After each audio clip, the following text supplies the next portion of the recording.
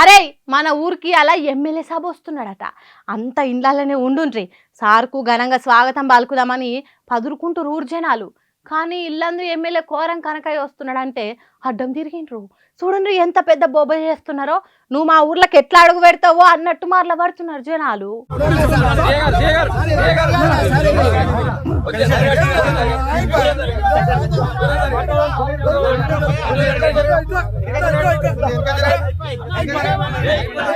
దండలేసి దండాలు పెడతారు అనుకున్న జనాలు అడ్డం తిరిగే వరకు పాపం ఎమ్మెల్యేకు ఏం మాట్లాడాలనో దోస్తలేదట. ఊరి ప్రజలు, పోలీసులు, కాంగ్రెస్ పార్టీ కార్యకర్తలు నెట్టుకునుడు తోసుకునుడే అయింది జరసేపు.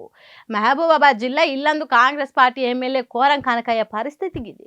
దారి పొడుగుత ధన సంపత్తిగా స్వాగతాలు పలుకుతారు జనాలు అనుకుంటే, ఇష్టం లేని చుట్టం ఇంటికి వస్తే ముఖం మార్చినట్టు చేసిండ్రు. సూపర్ హిట్ అవుతుందని ఎక్స్పెక్ట్ చేసిన సినిమా అట్టర్ ఫ్లాప్ అయినట్టు పాపం ఎమ్మెల్యే సాబు డిసప్పాయింట్ అయిందట.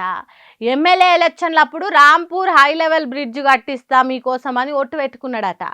ఇగో కోరం కనకయ్య చెప్పిండంటే తిరుగుండదు అన్నట్టు ఓట్లేసి గెలిపించిండట జనాలు. కానీ ఎమ్మెల్యే అయి 2 ఏళ్ళు దగ్గరకు వస్తున్న బ్రిడ్జ్ ముచ్చట తేలేదట. అందుకే గార్ల అనే ఊర్లోకి వస్తున్న కోరం కనకయ్యను పొలిమేర దగ్గరనే గ్రామంలో పోకుండా ఆపిండ్రట. ఏ తిరగలొల్లి చేసిండ్రో చూడుండ్రు జనాలు.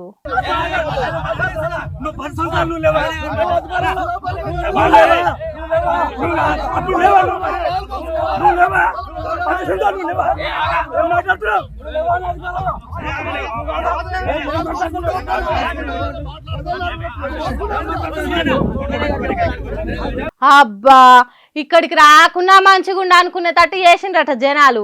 ఇట్లా జనం నడమ సతమతమైన ఎమ్మెల్యే సాబు బ్రిడ్జ్ కట్టించే ప్రయత్నం చేస్తా, నాతోని కాకుంటే మీతోని కలిసి పోరాటం చేస్తా కాంగ్రెస్ సర్కార్ మీద అన్నట్టు మాటిచ్చిండట.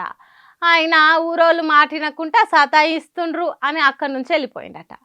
ఎట్లున్నదో చూడండి కాంగ్రెస్ సర్కార్ పరిపాలన. సొంత పార్టీ ఎమ్మెల్యేలు చెప్పిన పనులే అయితలేవంటే ఇక జనం కోసం వాళ్ళే ఏం చేస్తారు? ప్రజల కష్ట సుఖాలు పట్టింపు ఏముంటుందని అంటుర్రట. ఈ ముచ్చట చూసిన జనాలు